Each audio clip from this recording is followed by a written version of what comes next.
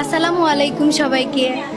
সবাই এতদিন অপেক্ষা করছেন যে মনি আপু আপনার দোকান উদ্বোধন কবে করবেন।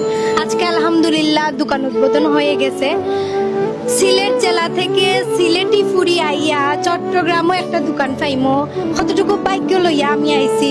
বিশেষ করে নিজের মনের মানে যে আনন্দটা এটা মানে প্রকাশ করার মতো না, মুখ দিয়ে আর নামার।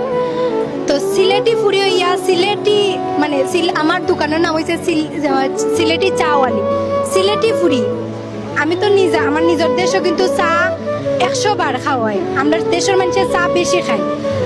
তো আমি আমার বাচ্চাটার লই আমি কষ্ট করি, আপনি সবাই জানেন যে আমি কষ্ট করি। আমার এই কষ্টের পিছনে আমি ছোট একটা টেবিল নিয়ে আগে বেলফুরি বেচতাম, বেলফুরি থেকে ছোট একটা গাড়ি দিয়ে চা বেচতাম। আর আজকে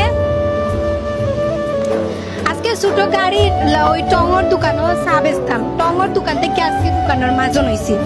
তাও আমার দোকানের নাম, আমার দেশের নাম দিছি আমি সিলেটি চাওয়ালি।